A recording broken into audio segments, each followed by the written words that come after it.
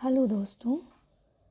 पिछली कक्षा में हमने अपनी पाठ्य पुस्तक युवक भारती का एक पाठ जिसका नाम था समाचार जन से जनहित तक, इस पाठ के हमने लेखक के परिचय को, लेखक पाठ परिचय को समझने के बाद, पाठ को पढ़ने के बाद स्वाध्याय के प्रश्न करने शुरू किए थे।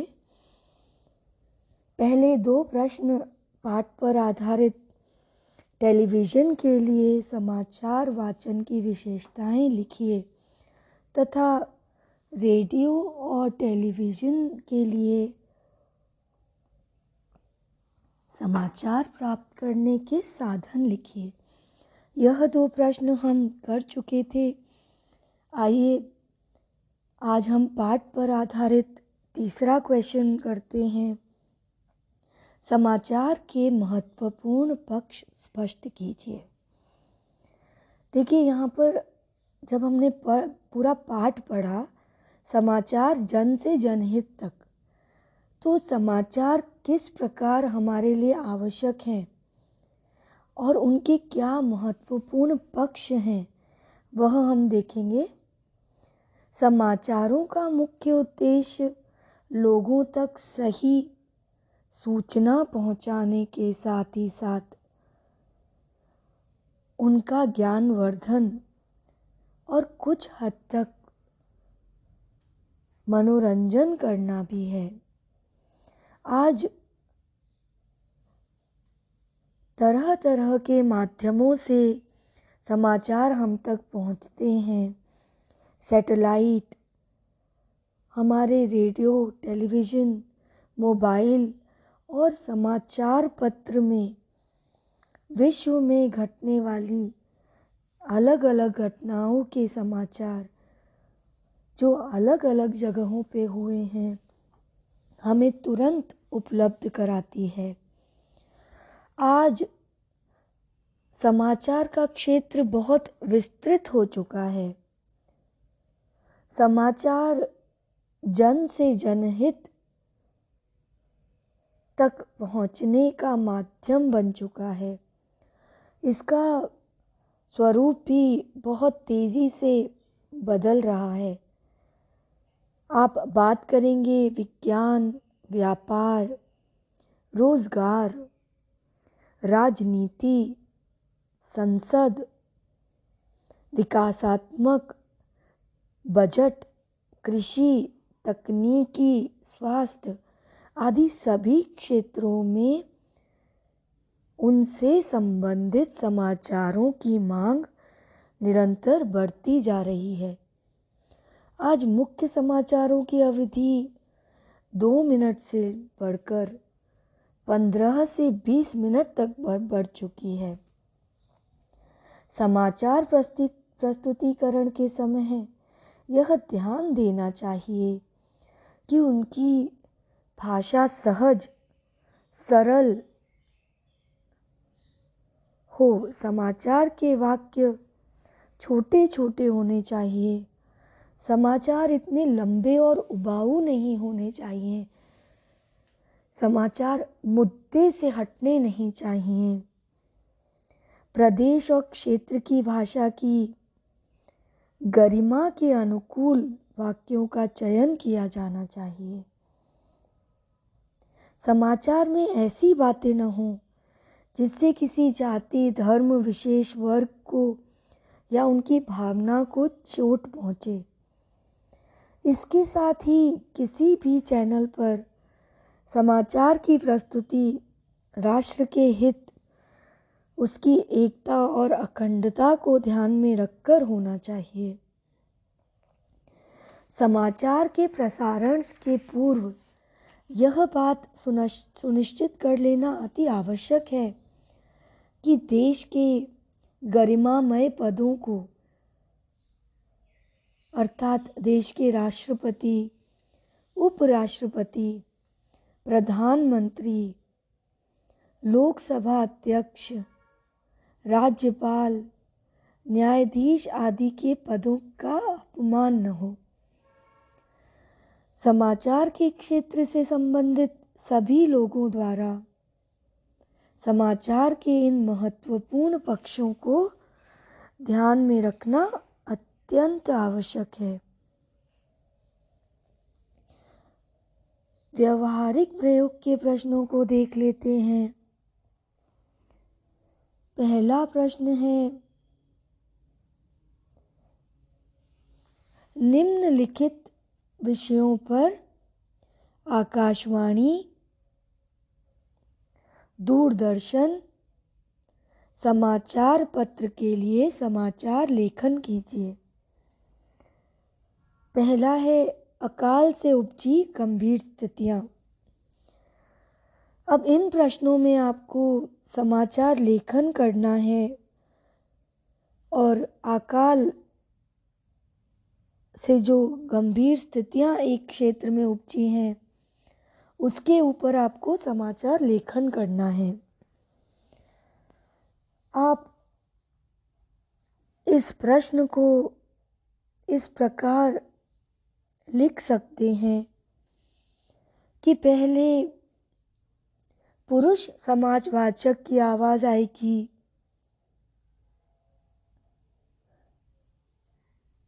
प्रकृति की मार से आज महाराष्ट्र राज्य बुरी तरह बेहाल है। खेतों में खड़ी फसलें बर्बाद हो चुकी हैं। कुएं और पानी के सभी स्रोत सूख चुके हैं। लोग जल और अन्न के लिए भटक रहे हैं। नन्हे नन्हे बच्चों का भूख प्यास से हाल बुरा है। मवेशियों के लिए भी चारा उपलब्ध कराना कठिन हो गया है।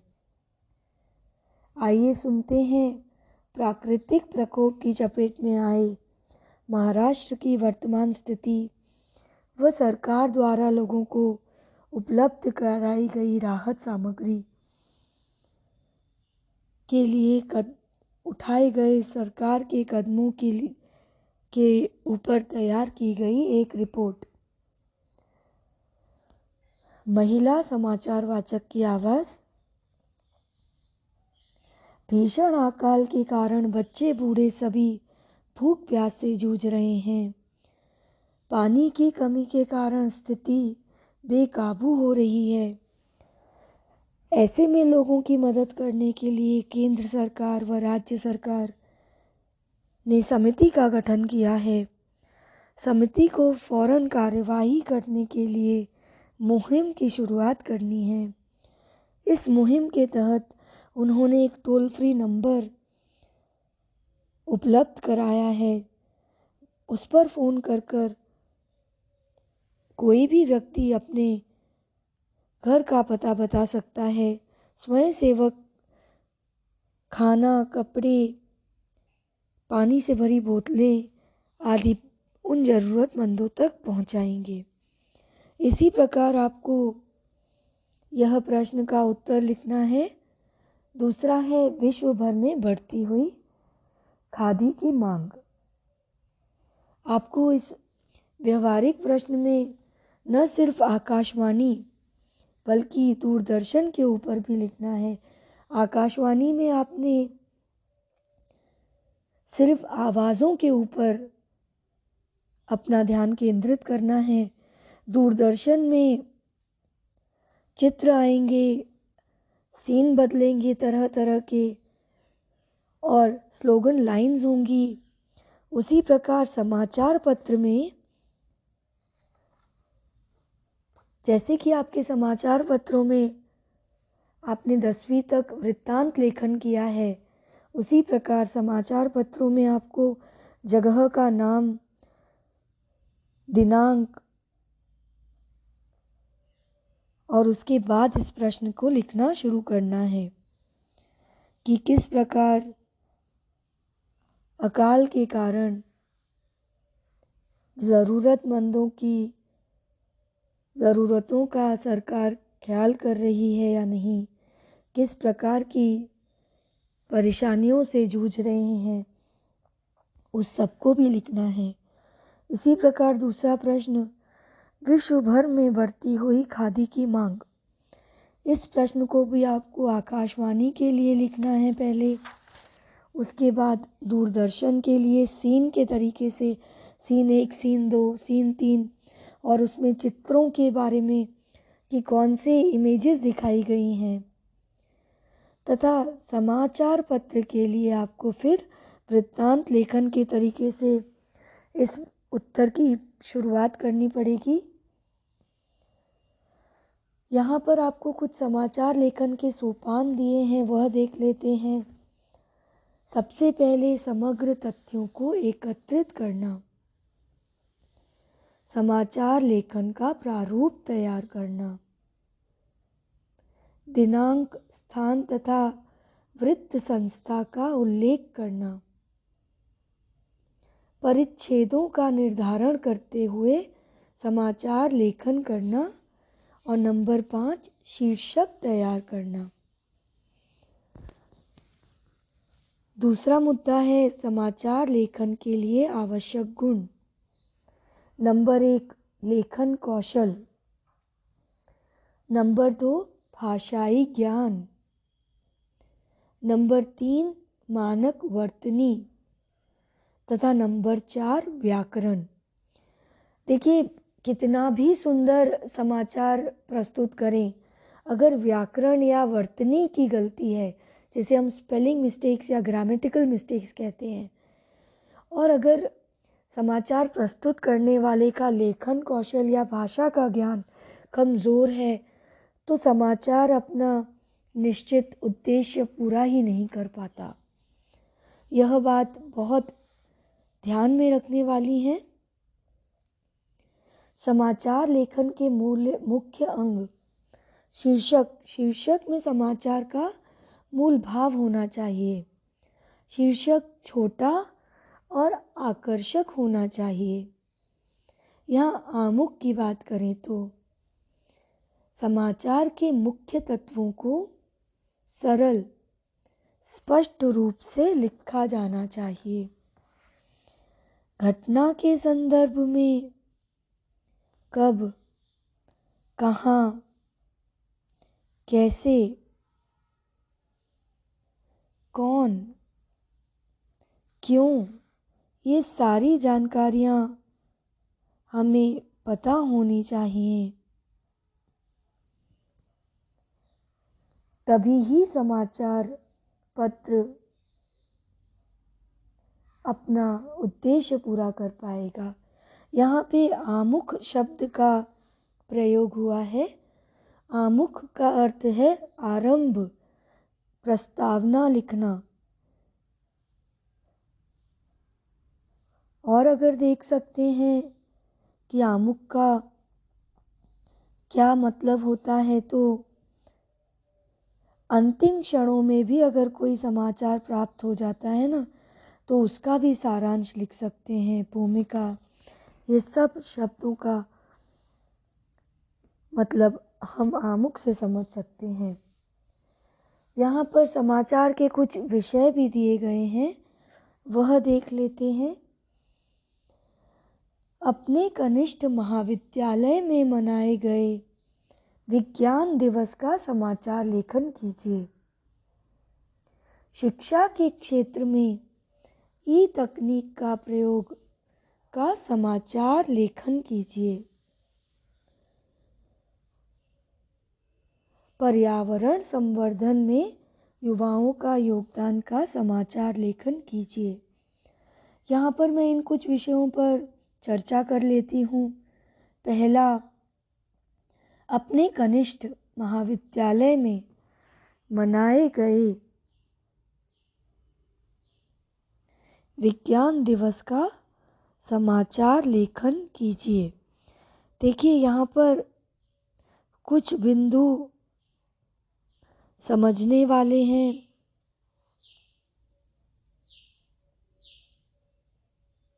वह देख लेते हैं।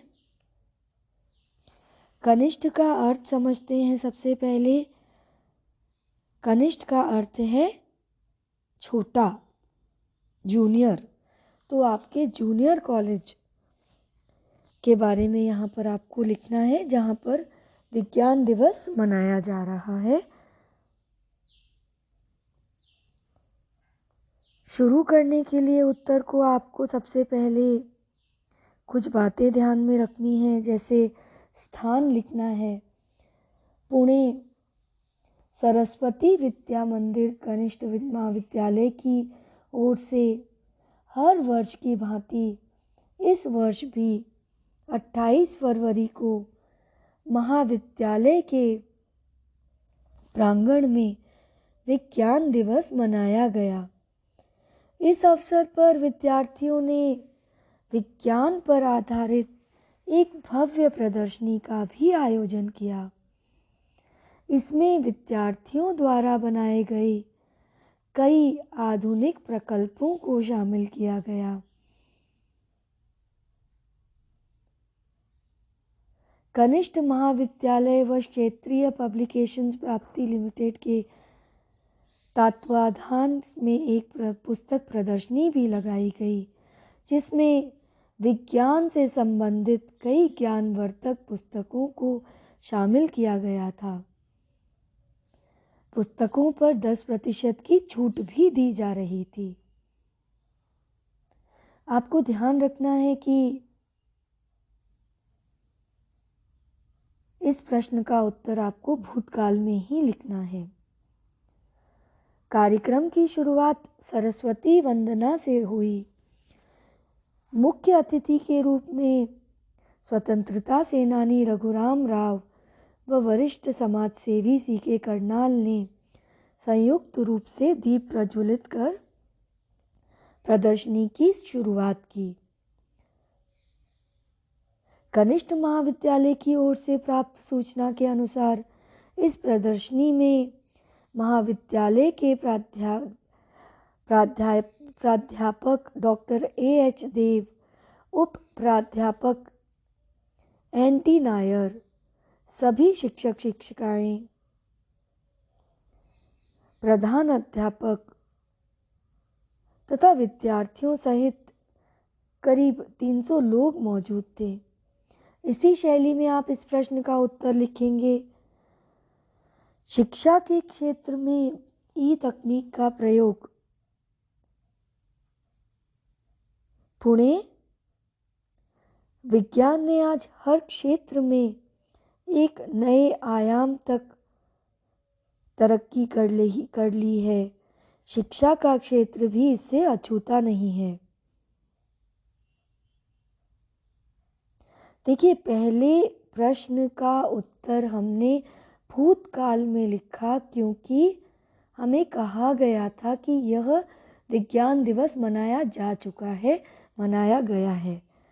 यहाँ पर हम एक ऐसे समाचार की बात कर रहे हैं शिक्षा के क्षेत्र में ई तकनीक के प्रयोग में, जो कि एक करंट टॉपिक है।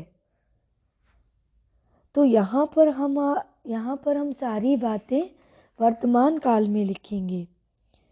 आज ई तकनीक का प्रयोग कर बच्चों को स्मार्ट शिक्षा देने का प्रयास किया जा रहा है।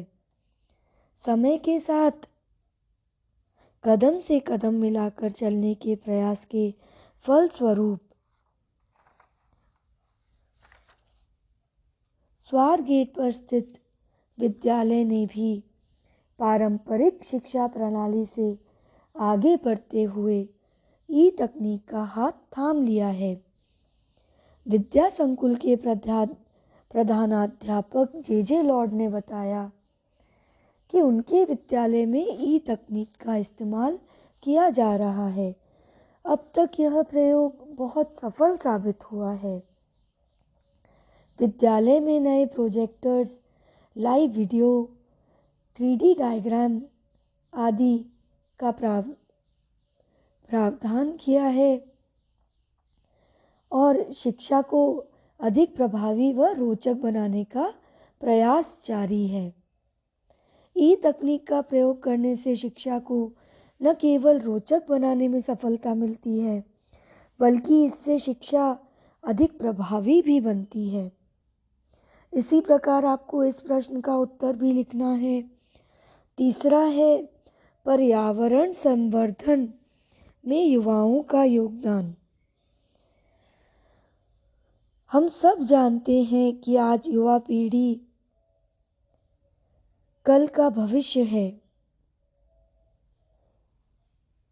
युवा पीढ़ी के कंधों पर सबसे अधिक जिम्मेदारी है। एक जिम्मेदार नागरिक होने के नाते उन्हें अपने नैतिक कर्तव्यों को समझना है। आज भारत सहित पूरे विश्व में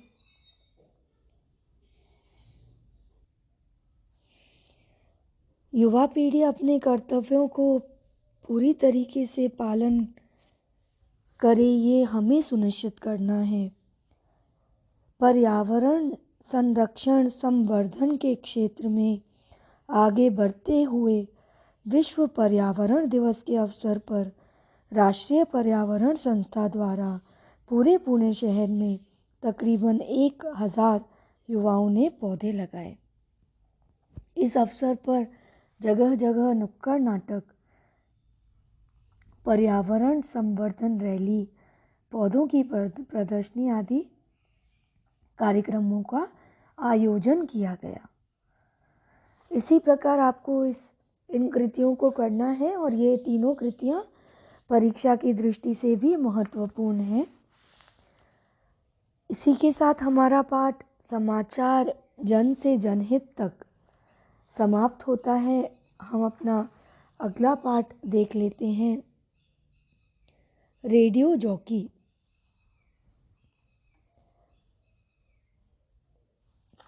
लेखक का परिचय देख लेते हैं। सबसे पहले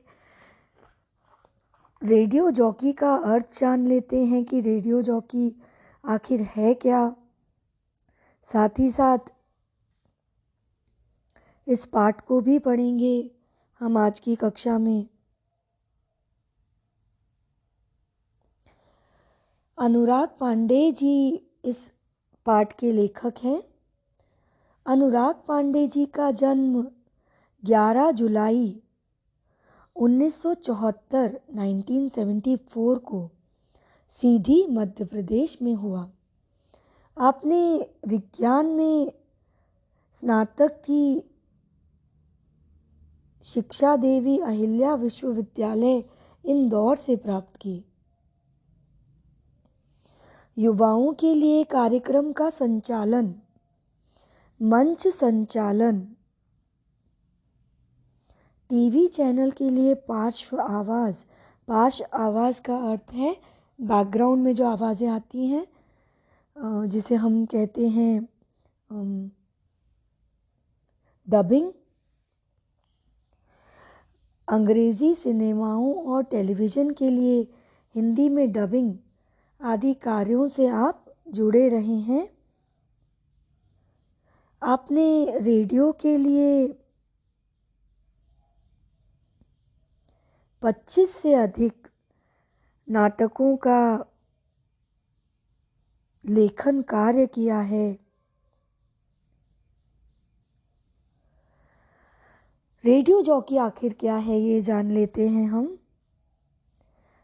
रेडियो जॉकी में मनोरंजन के लिए 2 से अधिक भाषाओं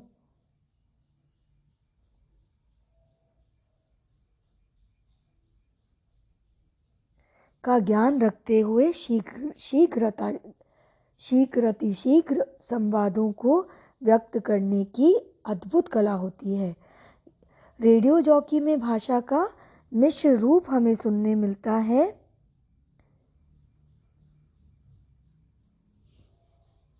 अद्भुत और कलात्मक रेडियो जॉकिंग के कारण श्रोता वर्ग इनकी ओर आकर्षित होता है। वर्तमान में शहरों में इस कला को युवा पीढ़ी द्वारा बहुत अधिक पसंद किया जा रहा है। देखिए, रेडियो बहुत ही पुराना प्लेटफॉर्म है और आज भी लोगों को रेडियो सुनना बहुत अधिक प्रिय है।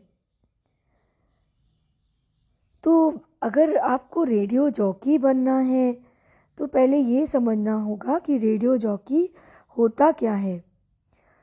रेडियो जॉकी, रेडियो में जो आपको आवाज़ें सुनाई देती है ना, वह आवाज़ होती है और जो वो आवाज़ में बोलता है वह रेडियो जॉकी होता है। रेडियो जॉकी के द्वारा क्षेत्र और शहर में होने वाली घटनाओं को रेडियो के माध्यम से जनता को पहुंचाते हैं। रेडियो जॉकी के कुछ अन्य काम भी होते हैं, जैसे music programming, story writing, radio advertising, audio magazine, ये सब भी आप रेडियो पर रेडियो जॉकी से सुन सकते हैं। पाठ का परिचय देख लेते हैं। प्रस्तुत साक्षात्कार अर्थात इंटरव्यू में रेडियो जॉकी के क्षेत्र में रोजगार के, करियर के विपुल अवसरों की जानकारी दी गई है। रेडियो जॉकी को करियर के रूप में चुनने के लिए आवश्यक योग्यताओं का उल्लेख करते हुए साक्षात्कारदाता अर्थात जो इंटरव्यू ले रहा है ने सामाजिक जागरूकता जगाने में आरजे, जो कि रेडियो जॉकी का संक्षिप्त रूप है आरजे। और एक और बात आपको बताना चाहूँगी, आरजे के बीच में ये जो डॉट्स लगे हुए हैं, ये जो बिंदु हैं, ये एक विराम चिन्ह है जिसे हम लाघव चिन्ह कहते हैं। किसी भी चीज़ के संक्षिप्त रूप में यह लाघव चिन्ह लगते हैं, तो यहाँ पर रेडियो जॉकी को हम आरजे कह रहे हैं। तो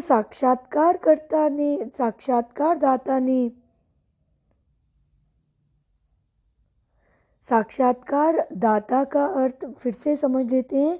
साक्षात्कार देने वाला और साक्षात्कार लेने वाला। तो दाता का अर्थ है देने वाला। ने सामाजिक जागरूकता जगाने में आरजे की महत्वपूर्ण भूमिका पर भी प्रकाश डाला है। अपनी अभिव्यक्ति करने तथा रोजगार के रूप में भी रेडियो जॉकी उपयोगी तथा प्रभावी लगता है। यहाँ पर रेडियो जॉकी जो एक क्षेत्र है वो एक नया क्षेत्र है। पहले यह इतना प्रचलित नहीं था। इस पुस्तक में रेडियो जॉकी से किस प्रकार रोजगार के विपुल अवसर हमें प्राप्त हो सकते हैं, किस प्रकार यह एक नया रोजगार का जरिया बन गया है, बहुत सारी बातें हम इस पाठ में समझेंगे, जिससे हमें यह मालूम होगा, यह पता चलेगा कि रेडियो जॉकी किस प्रकार एक नया आयाम पैदा कर रहा है रोजगार के क्षेत्रों में। इसी के साथ आज की कक्षा का समय समाप्त होता है। अगली कक्षा में हम इस पाठ को पढ़ना शुरू करेंगे।